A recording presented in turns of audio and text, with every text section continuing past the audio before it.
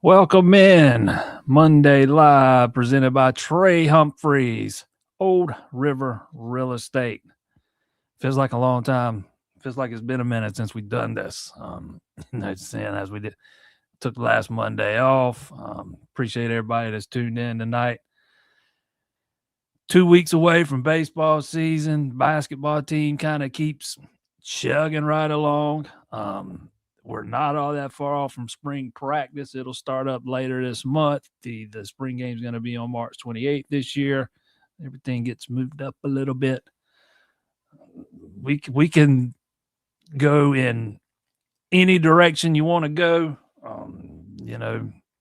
Starting next week, we're going to go baseball heavy. So not to say we won't talk about football or basketball, but it's going to be baseball heavy on Mondays, generally speaking, for a few weeks at least anyways. But I'm trying to think of everything that's happened since the last time, over the past 2 weeks. The schedule came out,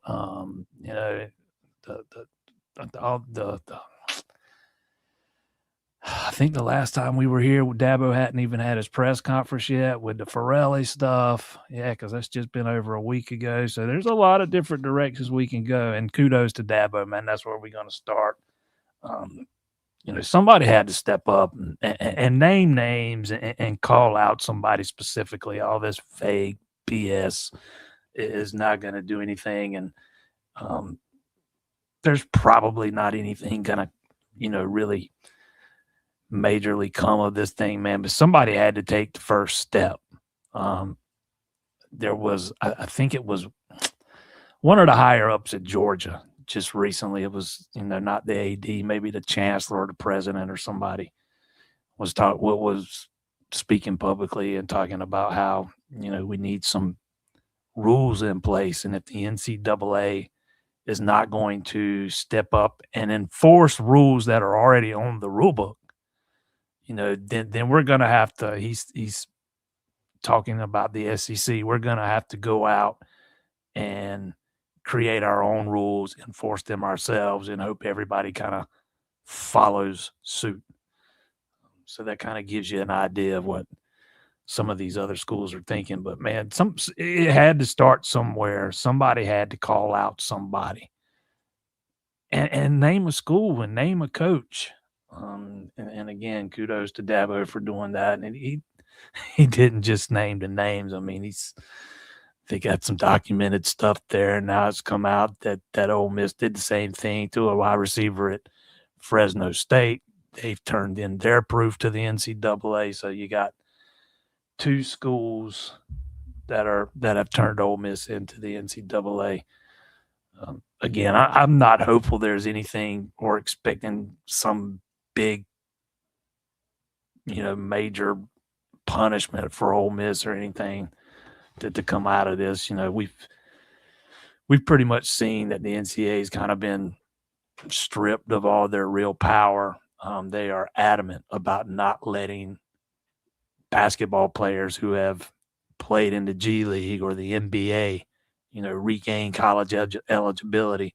And we see a kid at Alabama who was on a two-way contract and played in the G League being granted eligibility by a judge who attended Alabama, donates money to the athletics programs there. He has since recused himself. But, I mean, the whole thing's just kind of going completely off the rails. And it was kind of refreshing to see a head coach kind of step up and not just say, not just toe the party line and say, hey, man, we got to do something about the tampering. But actually call out specifics. It's whatever comes of it, it's not a step in the wrong direction. That is for sure. The basketball team played one game this week, beat Pitt. They're hovering in the net around that 30, 31 spot. They got up around 25, and then the loss to NC State dropped them down a little bit, even though NC State was pretty high in the net at that time. I'm not sure where they are right now. They're still at 27, so that's a quad one loss for Clemson. But that's a good little sweet spot to be in there. Second place in the ACC. Got a pretty tricky stretch coming up here. You got to go to the West Coast, play Cal and Stanford. Matter of fact, I think it's Stanford first, then Cal. But they left out today. They don't play till Wednesday night at 10 o'clock Eastern time. So there's going to be some adjustments that have to be made there with the off the court stuff.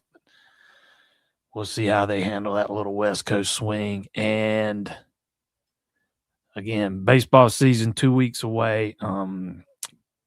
Myself and Ashby, we got a chance to catch up with head coach Eric Bakich the other day. That's posted on the YouTube channel. You can check that out if you like.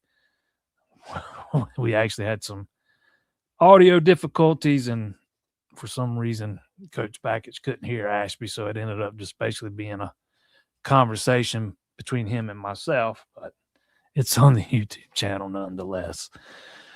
Before we dive into it, I want to thank our sponsors. Trey Humphreys with Old River Real Estate. He's looking to expand his clientele by providing the best customer service in the industry and letting everybody know about it. Residential, commercial, investing, buying or selling.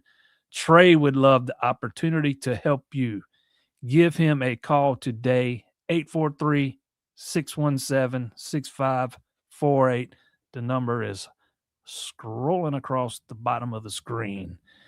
Also, a shout out to Adams Pest and Termite Control, one of the best termite control businesses in the PD. I started to put that a different way, but let's keep this PG. So he's got some really good guys over there, man. Adams Pest and Termite Control. Give Mike and his crew a call today, 843-858-3166.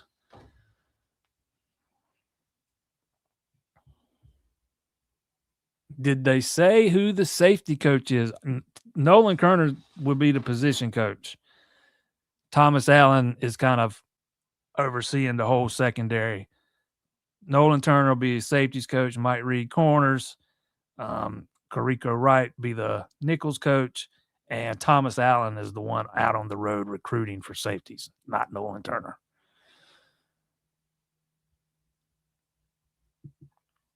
Yeah, I was telling myself today, it's it's Monday, less than 2 weeks before opening day, and I've really got to make an effort to get my brain turned on to baseball season. It's kind of halfway there. Man, that thing is approaching rapidly. One thing that sucks about opening weekend is Clemson plays Duke on the road, at Cameron. That's Saturday, and it's like a noon tip. I got to pick either or which one I want to. I'm going with baseball every time, man. I've been to Duke before. I've been there, done that. But so I'll be at the baseball game the baseball games that weekend. Opening up with Army. Eric Bakich said the other day that's something they've had on the books for a while now, even though it was just announced not all that long ago. He said they had this thing scheduled even back before they had the banana schedule, back before they started going up into the crowd during the fourth inning to do the handshaking with the veterans and stuff. So something they've known about for a while, and sounds like they got some pretty cool stuff planned for opening day to kind of honor the veterans and military, particularly with Clemson's military heritage. So anybody going to the ballpark for opening day or that weekend, I would expect some pretty cool things, man. Bakich is a real, his father was in the military. His grandfather was in the military. He's got a great respect for the armed forces and the military. And, just if you kind of watch how Clemson handles the national anthem, some of these baseball games, man, you can tell exactly how serious he takes it. He tries to, before Bakich took over, I want to say a majority of the time, they would just kind of play the national anthem over the loudspeakers. And now he makes an effort to have somebody there singing it live every game.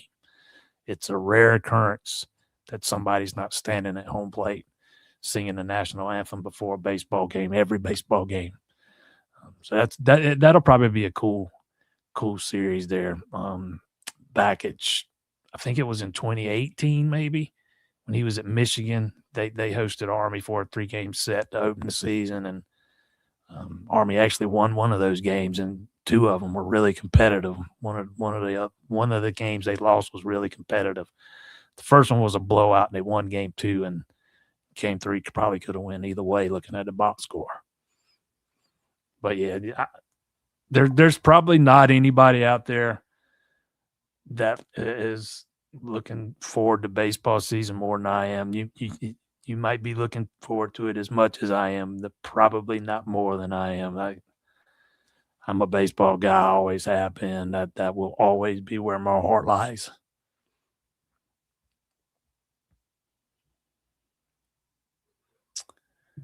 Gus Malzahn. Yeah, I can't say I had that on my bingo card either.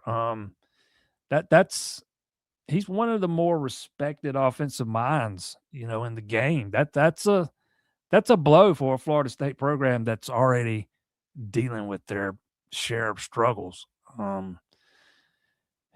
It certainly caught me off guard. I don't know that they've announced a replacement or anything for him yet. And last I saw, they hadn't, but be interesting to see which way they go. I saw a couple people today say, man, wouldn't it be, intriguing to see Malzahn as an analyst at Clemson? The dude's retiring from football, and he says he's retiring from football. And the first thing, some people's mind goes to is, can you get him at Clemson? The dude, he's not resigning. He says he's retiring. Oh, how do I feel? Man, that's a loaded question, man, and I could probably spend up the next hour talking about that specifically, but nobody wants to hear about how I feel. I appreciate being asked, though. How does the schedule look? Which are the hardest games?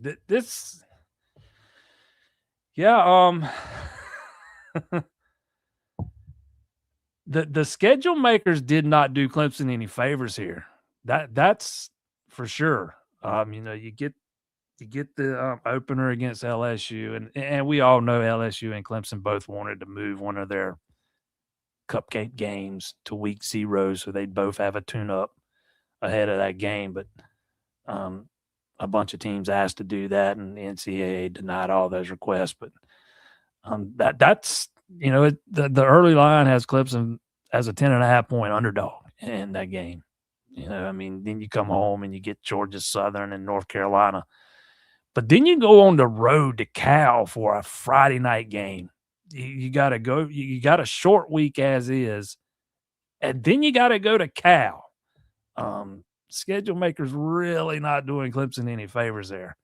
Then you come back home to host Miami. I could see a scenario in which Clemson's 2-3 after 5 games going into that open date there at Miami, because I think they're going to lose to LSU. I think they're going to lose to Miami, and it would not shock me at all to see them go out there and lose to Cal. Now, a lot of that's going to hinge on how right, whether Dabo Swinney's gamble on his current quarterback room pays off, and how some of these portal guys on the defensive side of the ball, work out. But until you see it, you just don't know, man. And I think that Cal game on a Friday night is not doing Clemson any favors. After the open date, you get Charleston Southern. That's the win. Virginia Tech's going to be another one.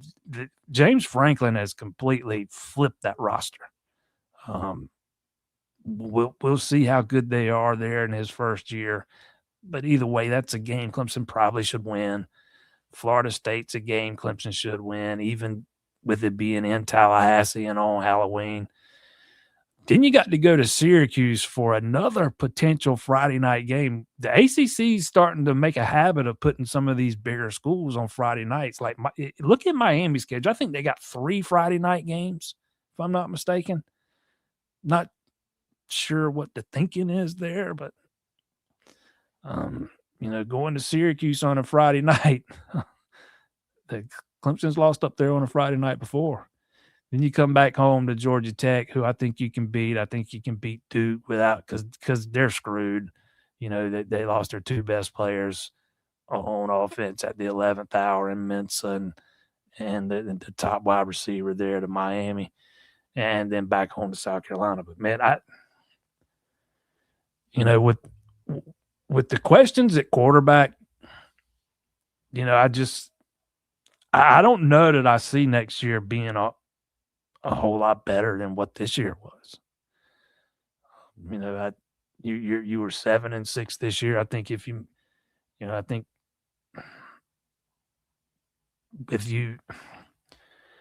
in my opinion, with you rolling the dice on what you've got at quarterback, this is a crucial season for Dabo, man. I feel like if you don't make the ACC championship game, the heat's going to get turned up massively. Heat like he's not dealt with since early in his tenure. So we'll see how it plays out, but I don't think the schedule makers did Clemson any favors here, man. I could see another 7-6, 8-5 kind of deal. Heck, if somebody told me right now they would be 6-7 next year, I can't say I'd be all that shocked.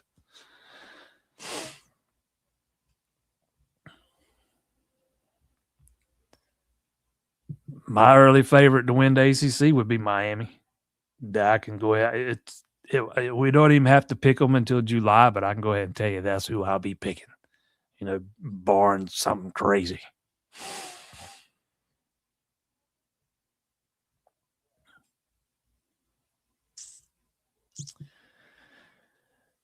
I have been a critic of his for years, but this has to be Brownell's best coaching job. Hope I didn't jinx it. I don't think, I kind of look at Brownell in a similar way as I do with Tyler Grisham, man. I just think there will be some people that will never admit they were wrong about Brownell, man. That guy's he's a fantastic X's and O's basketball coach.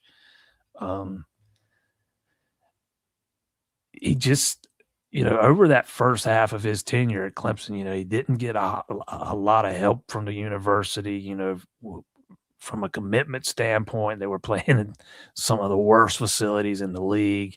They spent all that time that, while Little John was getting renovated, they had to play their home games in Greenville. And once they did those renovations and they got back into Little John, you've seen the results of that, the fruits of that labor the school has gotten the results based on the investment they put into the program. And Brownell's been a master worker of the portal. He's fortunate to have some help on the financial side, but he absolutely makes the most of it.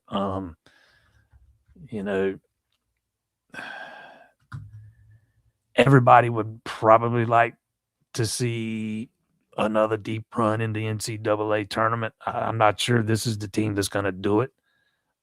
I do agree that this might be one of his better coaching jobs, and they have turned out to be much better than I thought they would be. We'll see how it goes the rest of the way.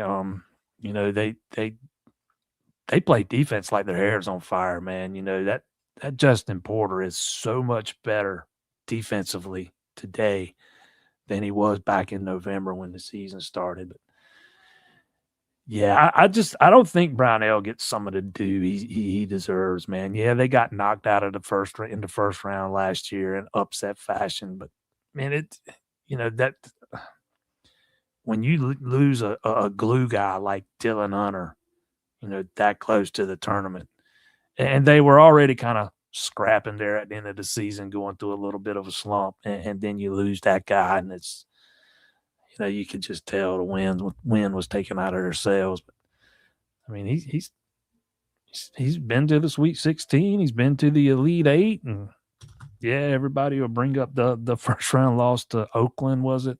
A few years ago in the NIT, but that's the year they got robbed and should have made the tournament, man. None of them guys cared about playing in the NIT. It's going to be interesting to see exactly, what kind of run they can make once tournament time gets here. Because I wasn't even confident this was going to be a tournament team. And, man, they're second place in the ACC and only lost one time so far in conference play. And I think they've won a lot of games when they haven't played their best yet, particularly offensively. Wallin was really kind of going through it there for a while, seems to kind of be coming out of it.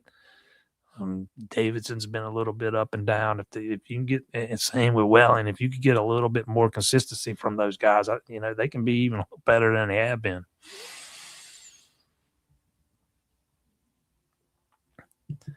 Baseball breakout player for this year. Give me the freshman, Fultz. I heard his name mentioned a bunch in the fall. I watched him some in the fall. I believe he's going to end up being your everyday third baseman. He and McClatty were kind of battling for that spot in the fall, and maybe McClatty starts the season as a third baseman, but I think Fultz is going to be hard to keep off the field, and McClatty ends up kind of serving in a utility role, if you will, because he can pretty much play anywhere, in the field. He can play right field, left field, first base, second base, third base, shortstop. So you could use him to give some guys a day off here and there.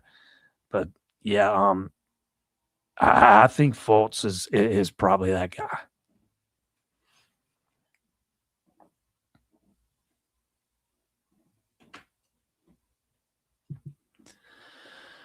My thoughts on Bakich finally having a solid 3 pitchers for the weekend. If you listen to him, he's got more pitching depth than he's had since he's been at Clemson. And I'll say what I've said before, that I was very encouraged by what I saw in the fall. I had somebody tell me, I think it was before the first fall scrimmage that I watched, might have been after that first one, but I ended up going to like 6 or 7. And I was told by somebody up there, this is the best or no, this is the most polished group of freshman pitchers that we've had in quite some time. And the person that told me this has been around since the minor years. And what I saw kind of backed up what he said. There's some really good young arms. Danny Nelson is one that jumps off as a freshman. Dan Margulies is another one. But yeah, to your point, yeah, I do think they've got enough depth to have a solid 3-man rotation and a fourth for the midweeks, especially once you get, let's say, on to the back part of March. Once you start getting Dane Moeller back, I would fully expect him to be worked in very slowly, just like Talon Bell was last year. But maybe by the end of the season, he's making some midweek starts. But yeah, I fully expect Backett has already said Canuck on Fridays. We already know that. I think Titsworth is going to be in there. Man, that guy was good in the fall. We'll see who the third guy is. Whether it's a Talon Bell, who's, after being so slowly worked back in last year, he should be fully ready to go now. They brought the Michael Sharman kid in from Tennessee as a transfer. But when I asked Backich the other day about the rotation, I think just listening to his answer, his concern, and concern's not the right word to use. His priority seems to be more focused on getting the bullpen set. The more the more bullpen depth he can have, the less he has to rely on those starters going deep. And he makes it sound like he thinks they've got that this year. They brought in a handful of transfer pitchers. The Hayden Simerson kid from D2 is one of them. Kid he was outstanding on the back end there at Catawba. We'll see if he can translate that success to success in the ACC.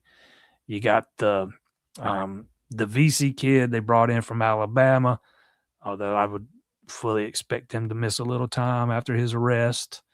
But that guy was throwing 97 in the fall. You got Dvorsky back, Joe Allen's back. Another freshman, Nick Frusco, was a pro prospect coming out of high school. I mentioned Margulies earlier and Sharman, the transfer from Tennessee. Brendan Bennett's another one who I think is going to be a key piece, and I think he can be a starter at some point.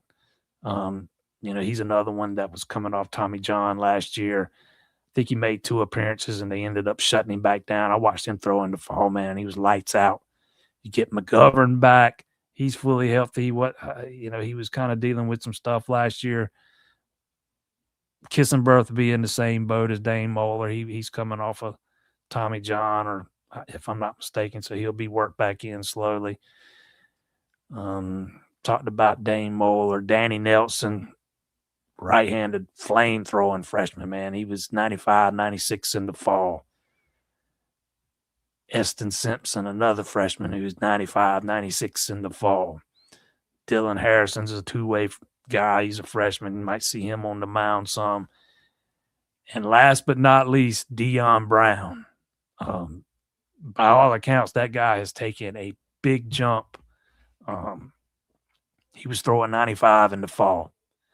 And I remember being told when he was a freshman, watching him in the fall or his first fall at Clemson, I remember one of those guys telling me, hey, when he grows a little bit and gets a little bit stronger, he's going to be throwing gas. And if you watched him pitch as a freshman, I'm sitting there saying, there's no way, man. He's so small, but he's gotten bigger. He's gotten stronger, and he was dealing in the fall, man. I was very encouraged with the pitching in the fall. Now, does that mean it'll translate into the season? Absolutely not. You still got to go out there and do it. But I feel much better about the pitching now than I did going into fall ball. Let's put it that way.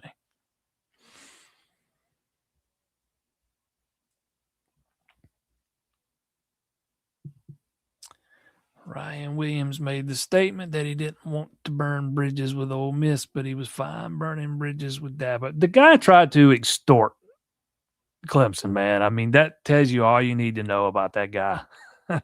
I mean, he basically tried to extort him.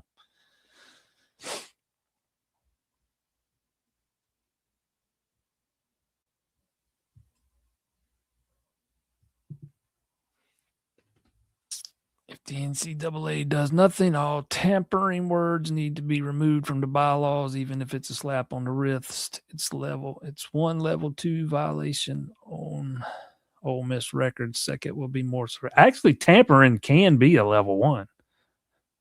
It just depends on the severity, if I'm not mistaken.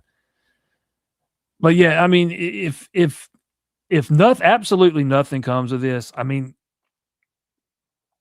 I wouldn't get my hopes up for, like, scholarships to be reduced, or the guy to be ruled ineligible, or Golding to be suspended.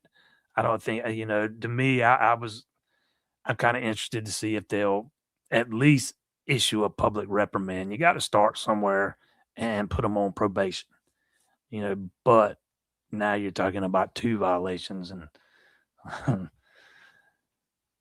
I also find it curious that Ole Miss has not really responded to any of this stuff, but that's a different subject for a different day. But, I've been of the opinion for a long time, man, that there's not a lot you can do to fix what's going on.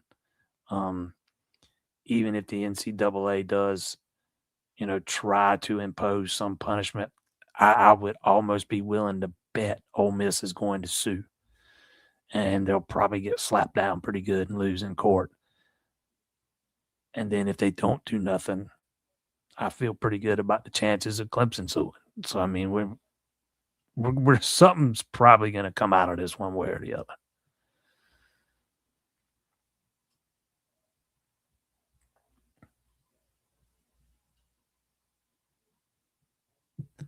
My thoughts on the Duke QB and the wide receiver heading to Miami.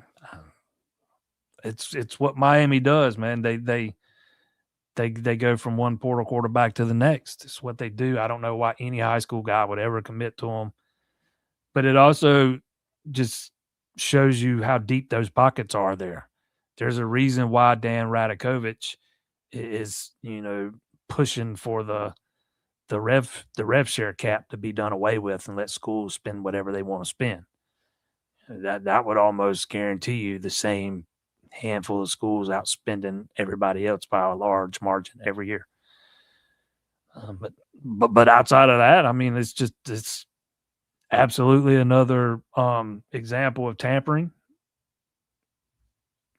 And a guy that was under contract or he was signed to Duke, however you want to term it. I know they don't officially call them contracts since they're not employees, but they came to an agreement and worked it out, and Duke got what they wanted to out of it, and I'm sure they were rewarded with some kind of fat check. But it absolutely screws Duke, though. I mean, you got several guys on that roster only decided to go back to Duke for next season because Mensa had decided to go back to Duke. Then he leaves on the last day. I mean, those guys are, they're signed and locked in, and they don't, they're screwed. Duke doesn't have a quarterback for next year. There's not another one in the portal like Mensa they can just go pluck. It's just, I'm all for, player movement, and if you're not happy in one spot, you should be able to move on to the next spot. But there's got to be some guardrails in place and some guidelines in place. Something, you don't have year to year free agency in the NFL. Even when coaches decide to leave a job, they got to pay some kind of penalty. It's some in buyout. Um, there's the players just have all the leverage right now, and until that changes, we're going to keep seeing more of the same.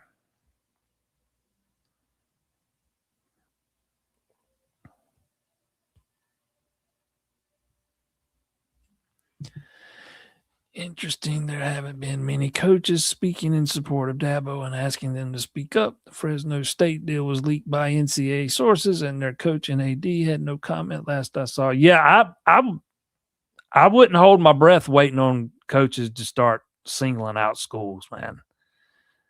Most of the time, they're going to, 95% of the coaches in this country do not have the job security that Dabo has, number one. And number two, they probably have far more skeletons in their closet than Dabo does.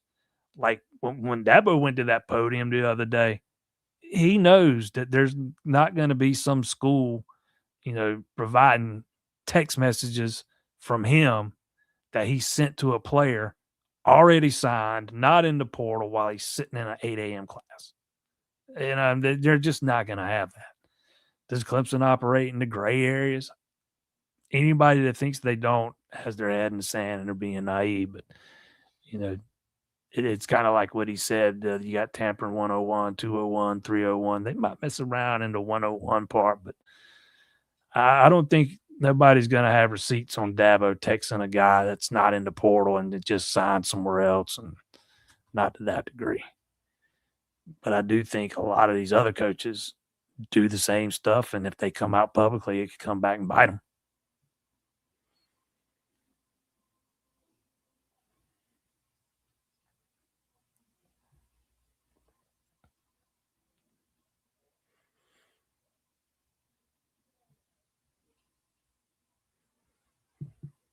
Clavon I would have Clavon in center, and I would, I wouldn't be outright shocked if McClatty starts out at third, but I think Fultz ends up taking it. I think he's just going to be too good to keep off the field, and he's a third baseman. McClatty again, he's a guy that's very versatile. We've seen him all over the field. I think there's a way you can do it and get both of them plenty of at bats, even if Fultz ends up becoming the everyday third base, which I think he will be. But yeah, I saw plenty of Clavon in center field during the fall, but man, nobody's going to be Cam Cannarella defensively. Those are just impossible shoes to fill. But he was pretty good, man. Crichton was playing a little bit of center too.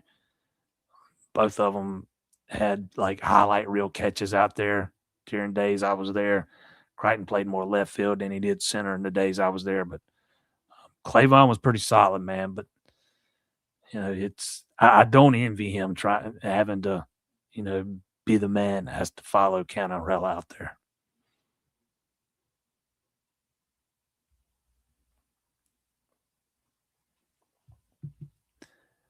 How long do I think before people start losing interest?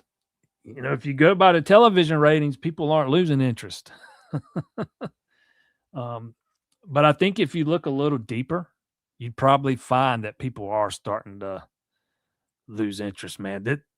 After this stuff with Farrelly happened, I would not have been able to keep count of how many people who are current Clemson season ticket holders that said they were not renewing this year. They're done. This was the last straw. And I get it. It's the sport's heading in a bad direction. What most people love about college football are the parts that separate it from professional football, the things that make it different. Like you got a player comes out of high school, signs with the school you root for, and he's there the next 3-4 years. He's going to be there. If he leaves, he's got to sit out a year. That's the way it was 5 years ago. Again, I'm all for players being able to transfer and move around, maybe not to the degree they are right now, and definitely not year to year free agency. But, what we're losing is take a guy like Taj Boyd, played 4 years at Clemson. He will always be tied to Clemson. He will always be a Clemson Tiger. or the same thing with Connor Shaw at South Carolina, George Rogers at South Carolina, C.J. Spiller at Clemson. You know, the list goes on and on. All those, guys you grew up watching, grew up loving, they are forever tied to that school that you root for. They come back on Saturdays in the fall, pretty much anytime they want to. And they are, they get standing ovations from the crowd. We're not going to have that 5 years from now because all of these guys are going to have, been played for 3 different schools over a 5-year period, and you're not going to be tied to one school that way. You're not going to have, a guy like, let's use Zach Owens as an example. Offensive lineman that signed with Clemson, spends a year at Clemson, transfers out, went to Colorado, spends a year there, transfers out. I might have the order wrong. I think he just spent a year at Mississippi State. I think he's fixing to hit his 4th school in 4 years. Let's say that guy's good enough or ends up being good enough over the next couple of years because he's got 2 years of eligibility left, that he somehow gets in the College Football Hall of Fame.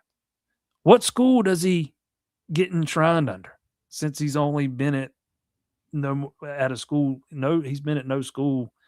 He hasn't been at any single school longer than 1 year. I mean, we're losing some of the things that makes college football unique. And to me, that's one of the big ones. But I have a feeling that that what you're going to see at a lot of schools over the next few years is the number of season ticket sales start to gradually come down. People might still tune in and still watch, and that's where the money's made. Make no mistake. As long as the TV ratings are strong, college football is fine.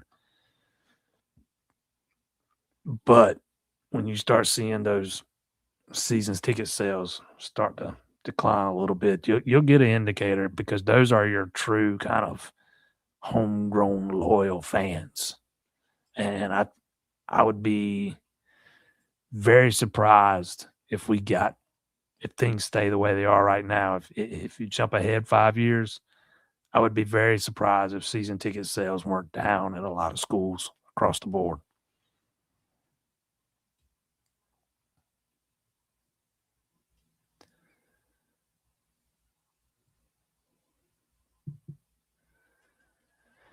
Never followed Clemson baseball that closely, but I will be following this season as far as you talk about on these lives. Basketball I've always paid attention to, and obviously football. Yeah, we go base. Last year we did a baseball-specific show on Thursday nights. We called it Rounding the Bases. It was Ashby and myself, and Ashby's she baseball's her thing too, man. She's a former athlete herself. She loves baseball. She's very knowledgeable on the subject. But we did a baseball-specific show on Thursdays, and I did this one on Mondays. And man, I don't know, 6-8 weeks into the season, I was cashed out, man. I was done, just fried. Thursday's usually my travel day, so I'd have to wait after this show was over and then drive to Clemson. And Clemson's about 3 hours from me, but where I stay at up there is about 3.5. So where I stay is on the other side of Clemson. So a lot of times I wasn't getting there to 1, 2 o'clock in the morning, and I'm getting too old for that crap. So we're gonna combine the two, and we're gonna kind of play it by ear and see how it goes the first couple of weeks, but we'll get in a little groove and get in a routine. But we're going to be baseball heavy, but not baseball specific the way we were on Thursdays last year.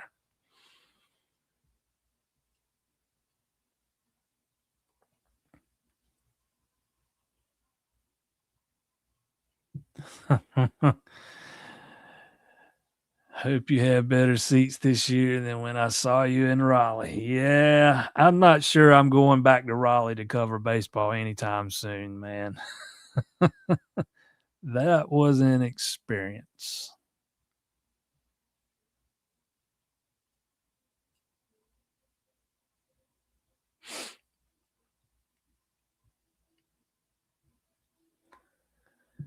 What is the point in firing Mickey Khan and then hiring a guy coached by Mickey Khan?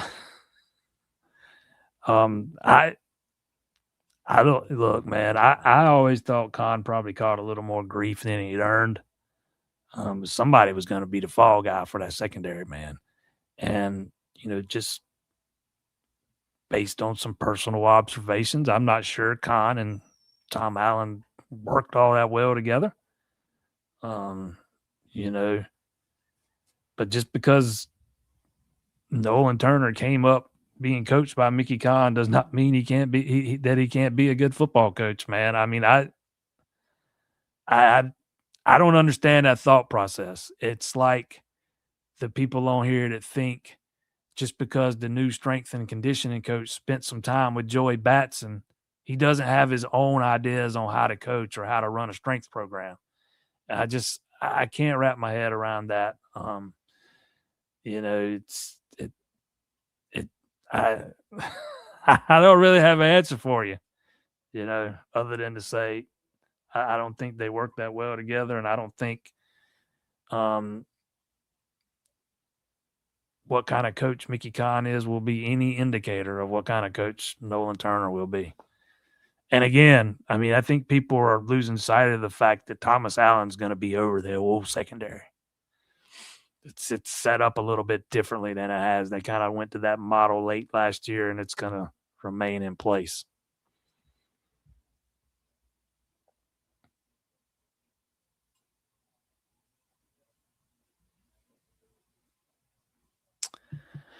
Talon Bell, the Sunday guy. Yeah, I don't know yet. If I had to sit here and speculate what it's going to look like, I would probably say yes. That might depend on whether they want to have a lefty sandwiched in between two righties. That might play in. I'll also say this. I don't think what the starting rotation is opening weekend, I'll be very surprised if it's the same 3-4 weeks into ACC play. It always changes, whether by circumstance or injury or somebody stepping up out of nowhere or something, man. It's just it's baseball. Those kind of things tend to happen far more often than not. And but yeah, I would probably lean towards thinking Bell will be one of the starters.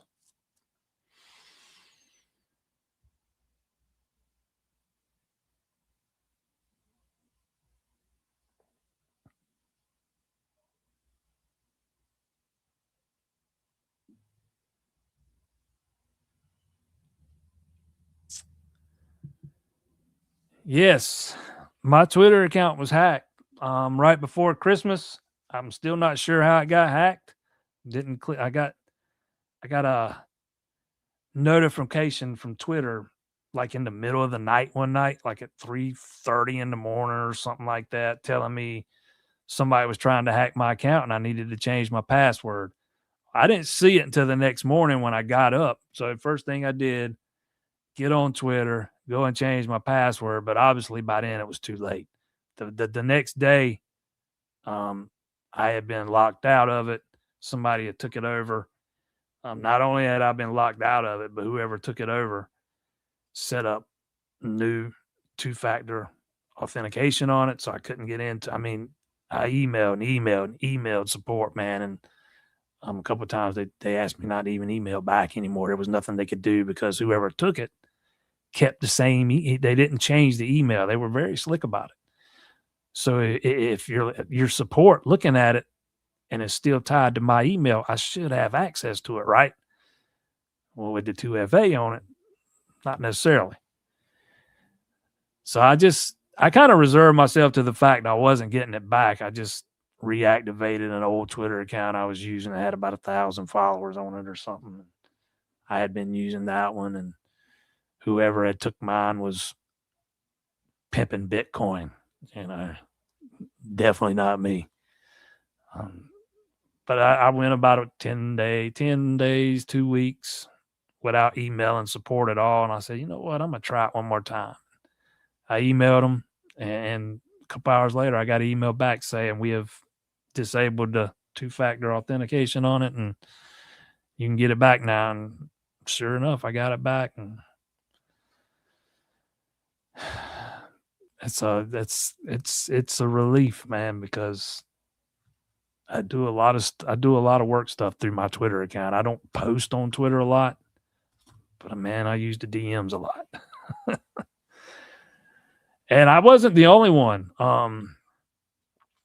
Somebody was sending out some kind of link trying to get you to click on it. And I know of a couple of people, in sports media that lost theirs, but they had clicked on the link. I didn't even click on the link. So, I mean, I got the email about somebody trying to hack mine the night before I got that DM. Heck, I deleted the message. But when I finally got back into the account, there were about 24 people that whoever took it, they had sent DMs to about 24 people with a link like that they were trying to take over their accounts too. So if you got a DM from me about needing a vote for some kind of podcast or something, I did not send it, and I apologize. I hope you did not click on the link.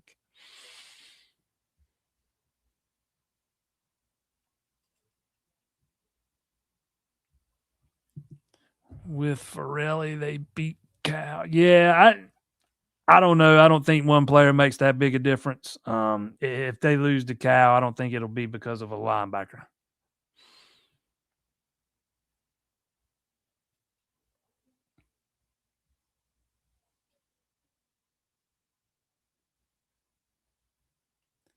How's the NCAA still relevant?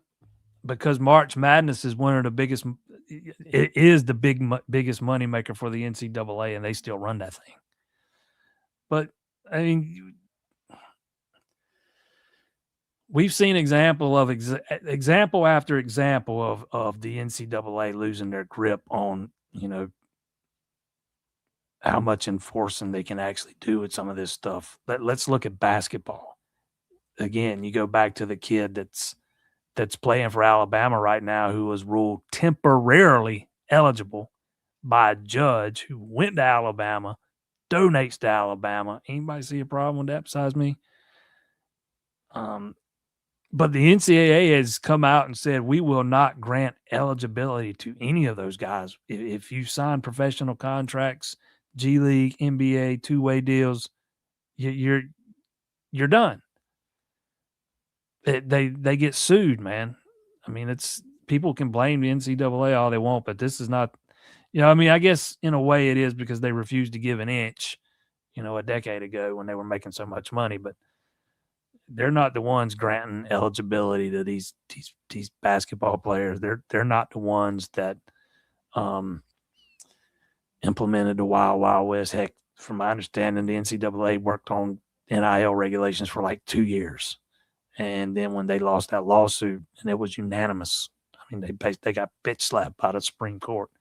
They just kind of said, you can govern yourselves. Same thing with the free transfers. That was decided by lawsuit. They just don't have a leg to stand on, man, with the amateurism stuff. If they would have just given a little, back in the day, instead of, telling kids, no, you can't make any money while they're sitting back cashing check after check, maybe we're in a better spot now than we were. But the lawyers out there have absolutely decimated the NCAA. But they still run the March Madness tournament and the college baseball tournament, softball tournament. They don't run the playoff. They about run everything else.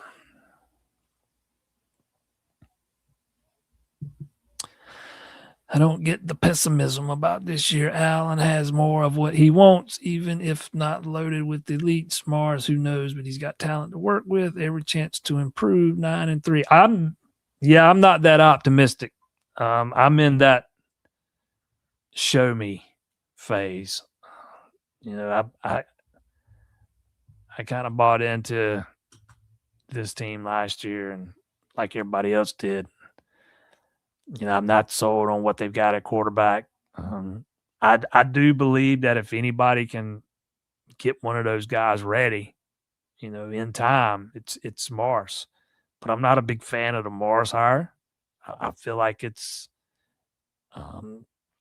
trying to recreate magic from 15 years ago, and I don't know. I just most time when you're moving backwards, you're not moving forwards or moving forward, and I don't know, man. It just I mean, I understand the thought process and why Dabo went back to Mars because of the familiarity and knowing he'll take command of the room and he's not afraid to speak his mind and yada, yada, yada, and his excellent work with quarterbacks. But again, I just keep going back to this, that, there's a reason why nobody was beating down his door to offer him an OC job. Not just now, but last year before that, year before that. I don't know what it was, but I feel like there's a reason. And we're talking about a guy that's not running offense or called plays since 2020. And I'm not going to be one of those people that say, oh, man, that Auburn offense was bad, man. That's a sign of how bad Mars is, because I don't believe that. I believe that was a bad Auburn football team in the COVID year.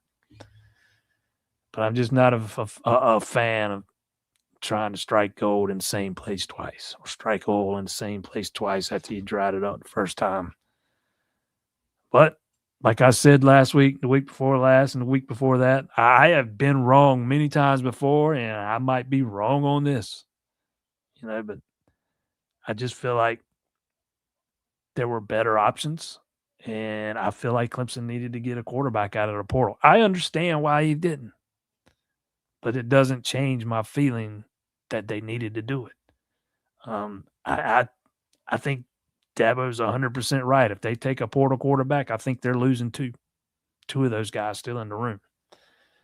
But I think after you go 7-6, that's a gamble you take. One of the downsides of that is if you take a portal quarterback and you do in fact lose two, you might be putting yourself in a position where you have to go get one every year now. So, I mean, again, like I said, I understand the thought process.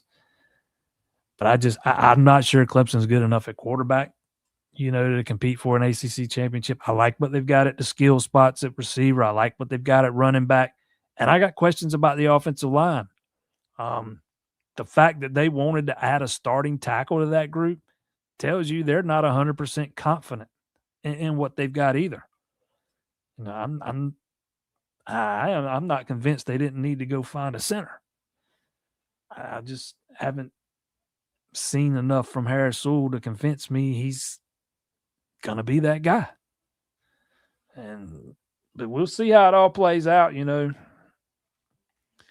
Maybe they'll do the exact opposite of what they did in 25. Everybody expects them to go out and win the ACC, make it to the playoffs. Some people even predict the national title runs, and they just fall flat on their face. I think there's going to be a lot of, using your word here, pessimism surrounding this team throughout the spring, throughout the fall. We'll start seeing, we've already started to see, man, they're not even ranked in some of these way too early preseason polls. They're not even in the top 25 in some of them. So that kind of gives you an idea of what people are thinking, but maybe they can flip the script. We'll see.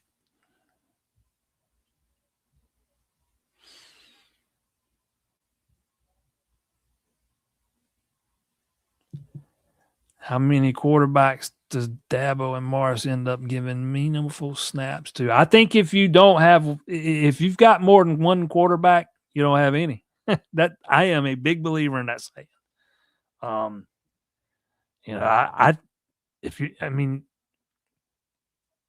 If you're talking about during the spring or the season, those are two way different things. But I mean, I fully expect a legit quarterback competition. I do not by any means believe that Vizina is going to be handed the job. I think he's going to have to earn it. And, they're both starting at the same spot in this new offense. So neither one's going to have a leg up on each other.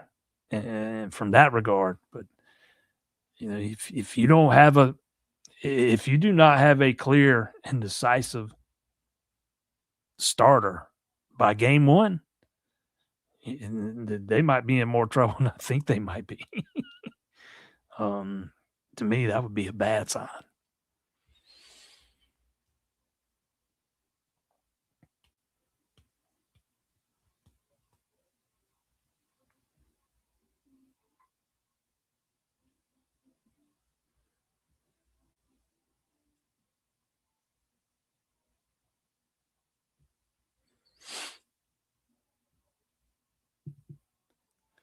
What percent do I think Wesco would be? If he's not 100%, he won't be playing.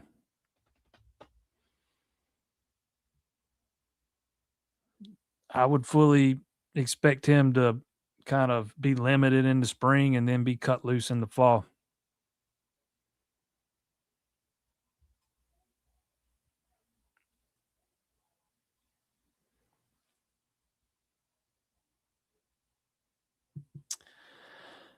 Surprised the roster makeup 22 or 23 pitching and 16 position players plus the two-way freshmen. They've actually got a couple that can do two-way. Dylan Harrison and Peyton Miller was also trying to go two ways, but I think Harrison will probably be the only legit two-way guy. And he looks like he's got a lot of upside.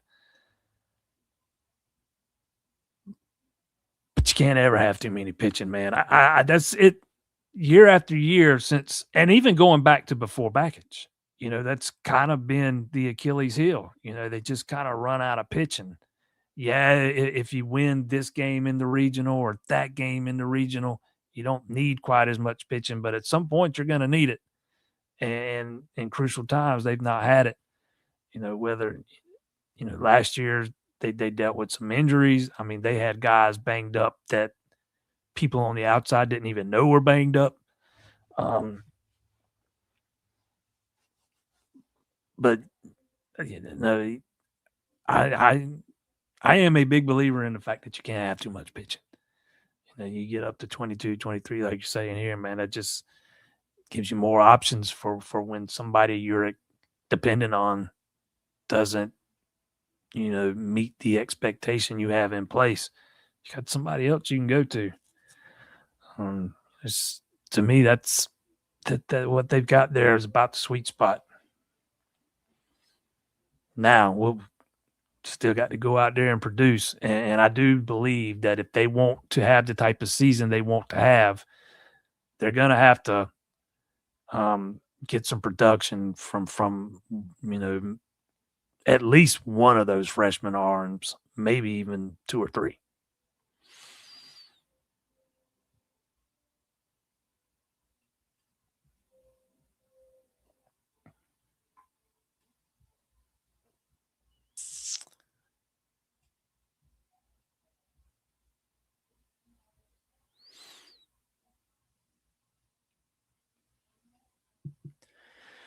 You can lose a decommit on signing day, but you have a while to replace that spot. Portal exits at 11th hour feel more penalizing, something other sports don't deal with. Yeah, in the past, you would have the spring window that you could dip into and try to address a weak spot or something in this circumstance. But there's no spring window anymore.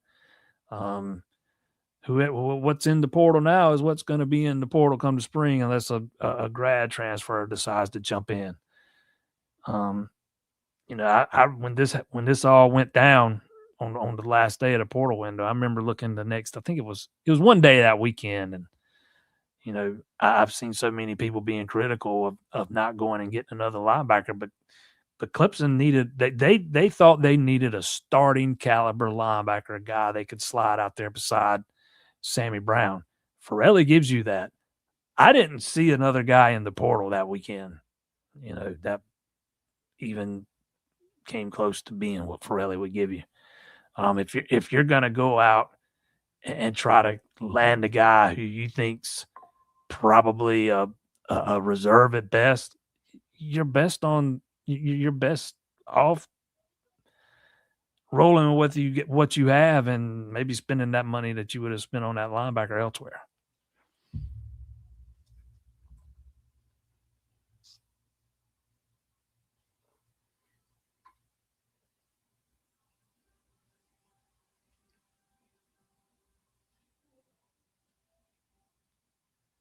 Hold on 1 minute.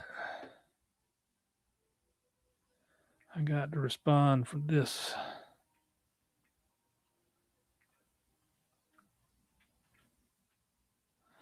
All right.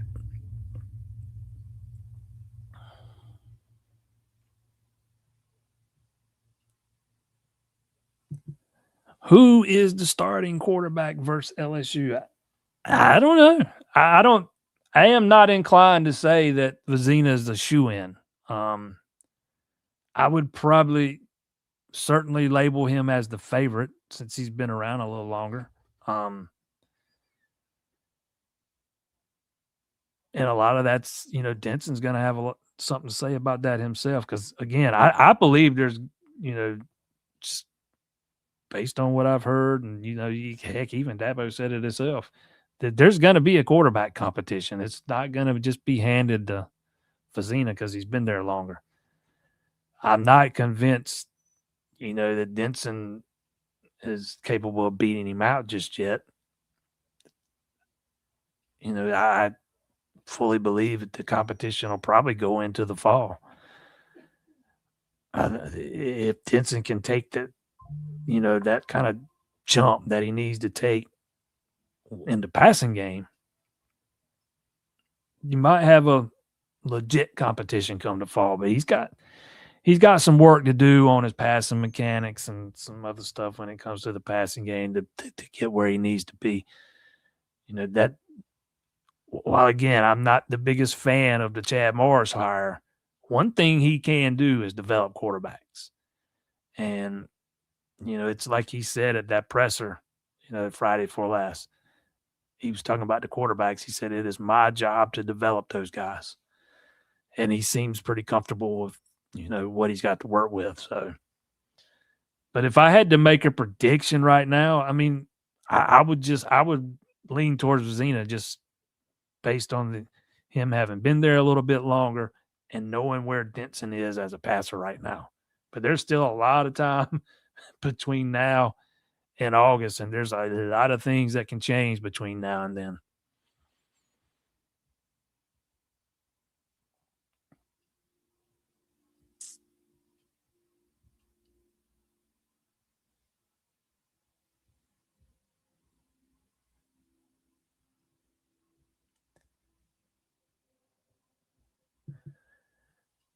Do you think the NCAA will make a change in the transfer situation? There's not a lot they can do if you're asking me if they're going to be able to put like the 1 year making players sit a year or something like that. The court stripped them of that. They were sued over that and they lost that suit. They they're not allowed to restrict player movement that way anymore. So no, the only thing that's going to change that, the it might take collective bargaining, and I don't even know how we get there because it's not a professional sport because you got kids tied to universities and only eligible while they're at that university, so it makes it a little bit trickier. But might take one of these, or it'd probably take the SEC commissioner or the Big Ten commissioner doing it, but one of those two commissioners putting some actual rules in place for the conference, not just the NCAA, but for the conference, and letting the other conference file suit. It was kind of refreshing here in Georgia's. I think it was the president talking about that the other day, but no, the NCAA, their hands are kind of tied when it comes to player movement.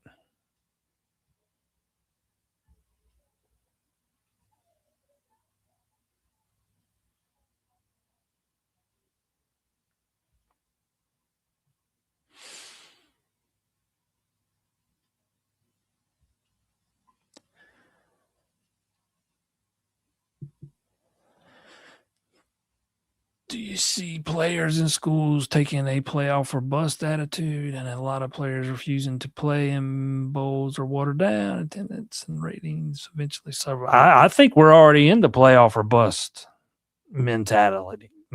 We saw guys leaving playoff, not starters, but we saw guys on Ole Miss and Oregon, might have been one or two others, leaving those teams in the midst of the playoffs so they could get in the portal before the window closed. How many guys do we see sit out bowl games every year? Why do you think James Franklin was fired 5-6 games after just making the Final Four last year? Why was Brian Kelly fired after going 9-3 last year? Because we are in a playoff or bust landscape at most schools, anyways. I mean, when you have long-time sitting coaches like Dabo or let's say Nick Saban was still coaching, or Kirby Smart at Georgia, it's a little different when you're talking about guys like that. But by and large, yeah, we're already there. The if you look at the attendance for a lot of these secondary bowls, it's terrible. But the thing is, people still tune in to watch. I think the Pinstripe Bowl was the second most watched non-playoff bowl game this year, and it got a big number. Forgot what it was, but it got a big number. It was like one of their best ever, second best ever or something. I can't remember specifically, but people are still watching. People are still watching.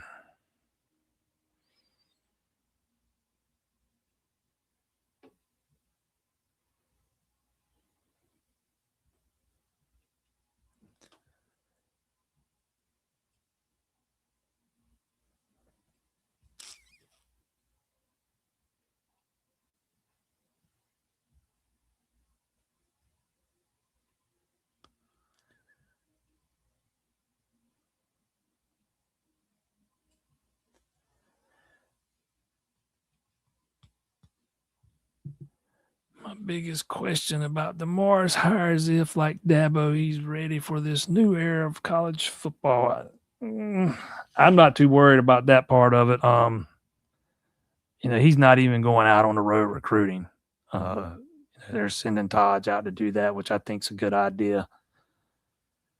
And recruiting has become more transactional than anything these days, anyways. But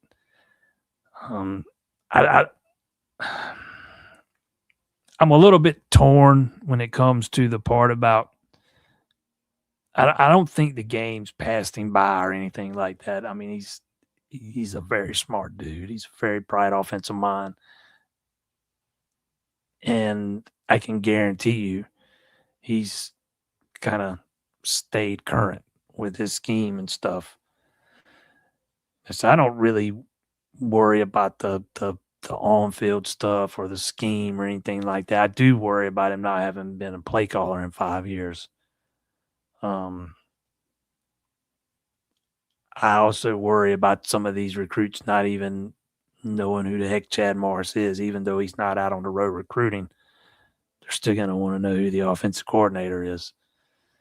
Like I talked to an offensive lineman one night last week, and he was telling me how geeked up he was when he found out Chad Morris was getting the job. And I was like, so you actually know who Chad Morris is? He's like, oh, yeah, man, I live 20 minutes from Anna, Texas. That's where Morris won big in the high school ranks. I mean, so, yeah, I mean, there are aspects in which, I would say I would find concerning, seeing as he's not been an OC in so long, but it's not like he's been away from the game. He's still been around the game. Even last year when he wasn't coaching, he was around Virginia a lot. He was in some other places. So that part I don't really worry about, but it will be fascinating to watch play out.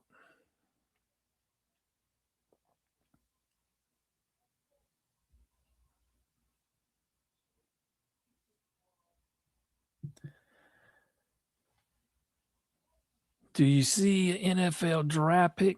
I have no idea. I haven't seen enough of any of them to make that determination. So I can't answer that. I think it would be very short-sighted to try to answer that right now, especially seeing as we've really only seen a very small sample size of one of them. I don't, I get it. We saw Chris Denson against Furman, but all we saw was him run and throw a couple of screen passes. I still don't think we've really seen him. I can't make that determination about a guy that I've not seen play yet, and I don't consider one start and a bunch of garbage time minutes as seeing play yet. I will say I've not been encouraged by what I've seen from Chris Vizina, though.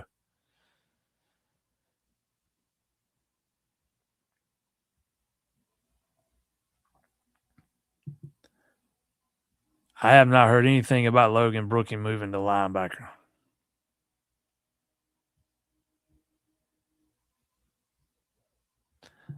No, I do not think Dabo's on the hot seat.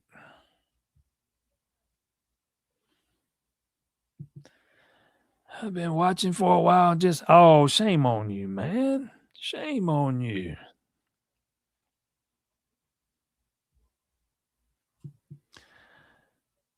It's really curious by why no other linebacker names popped up. Again, because they needed a starter and there were no starting quality linebackers left in the portal by then. That's why. It's as simple as that. I mean, if you got plenty of of guys that have played reserve roles, you got plenty of those. You felt like you needed a starter. Went out and got one. By the time you lost him, all those guys you felt like were starters were gone.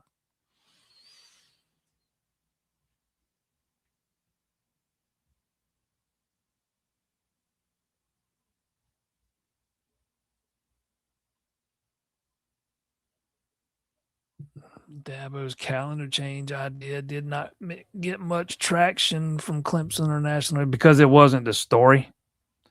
That's what I think. All the attention was focused on the Ole Miss and the Forelli stuff. There have been a lot of people calling for a calendar change to college football. Dabo's far from the first. And he's been tooting that horn for quite a while. But even Chad Morris took like 3-4 questions that day and he was gone. And it just wasn't the story that day. It was the Forelli stuff was the story.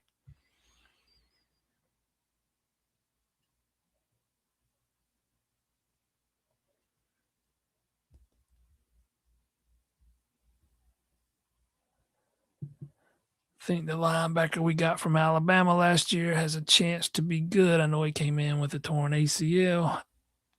Don't hold me to this, but if I'm remembering right, he might have torn both of his ACLs now by this point.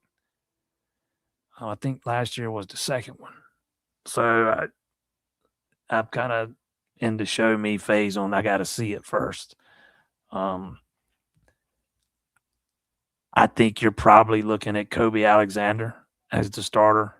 I mean, Kobe McLeod as the starter beside Sammy Brown. We'll see if Jeremiah Alexander, beats him out.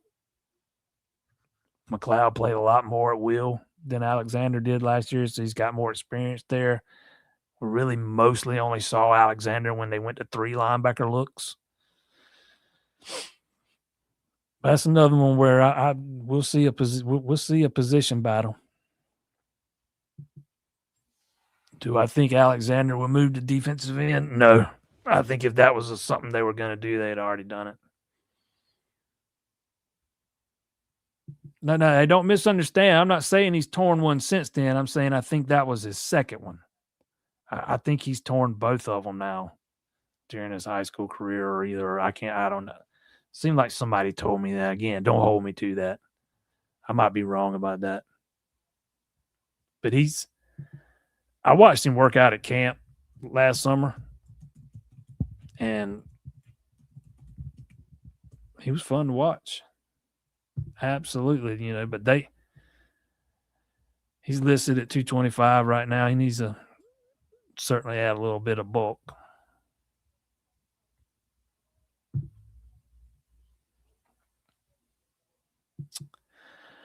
All right, last one. I got a appointment at 8:30. At a minimum, Morris gives us an identity and a clear understanding of what we want to do. I think he's a very smart guy who will get the ball to playmakers. That is one thing that you will have with Chad Morris is an identity on offense, and Clemson's not had one in 3 years. I mean, that's just the cold hard truth, man. That was one of Garrett Riley's biggest failures, in my opinion. So yeah, you definitely have an identity.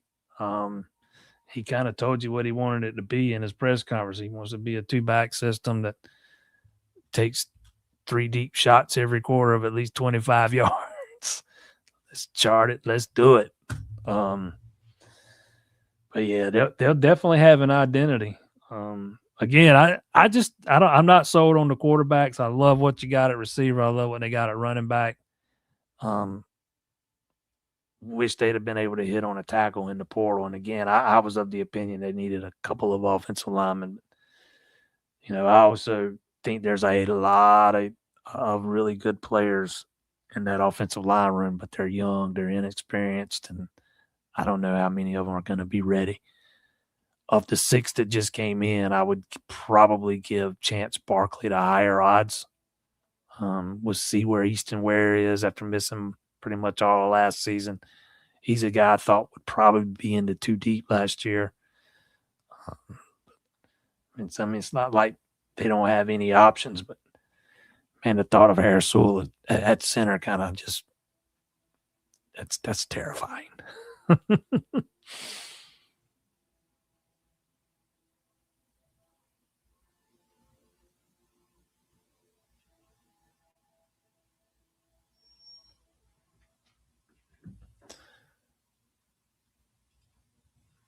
Does Caden Story still play end and middle? I have no idea what. I would just say this. I wouldn't expect him to be a major player in 26 inside or outside unless he just takes some massive jump and the light comes on for him. He was just so raw coming out of high school, man. He was not overly impressive in the Pinstripe Bowl game when he got to play. All right, this is going to be the last one. Transfer that has the biggest impact. There's a couple of different ways I can answer that. I think you got 2 guys that if you can keep them around are going to be fantastic big pickups for the future in London Merritt and Donovan Starr. But as far as instant impact guys, to me it's those 2 safeties, Carter and Myrick. That's just where Clemson had so many problems last year. You lost both your starters to the portal and Khalil Barnes and Ricardo Jones. So those are your starting safeties right there. We'll see what they decide to do at the nickel, but yeah, those are going to be my instant impact guys, Corey Myrick and Jerome Carter. Appreciate everybody that tuned in tonight. I want to thank our sponsor, Mr. Trey Humphreys over at Old River Real Estate, trying to expand his clientele. He provides the best customer service in the industry. Residential, commercial, investing, buying, or selling. Trey would love the opportunity to help you. Just give him a call, 843-617-6548. And shout out to my guys over at Adams Pest and Termite Control. Fixture here in the PD. If you need some help with any kind of pests, including termites or moisture control, give Mike and his guys a call, 843-858-3166. Next Monday, 7 o'clock. The plan is for Ashby to be here. So know that going in. We're gonna do a baseball it'll probably be Monday. We could probably spend some time doing kind of like a baseball preview, and then we can get into other stuff, or we can do the other stuff first and get to the baseball preview. I got to talk to her and see how we want to do it. But that's next Monday, 7 p.m. And, the plan is for her to be here every Monday for a while. From here on out, we'll see if anything changes in that regard. I don't expect it to. I think we're just going to do it on Mondays. We're kind of going to play it by ear. Got a bunch of good stuff, coming on the site, man. As always, check with us to ClemsonInsider.com. Latest news. One of the best out there covering Clemson athletics. ClemsonInsider.com. Right back here. Next Monday, 7 p.m.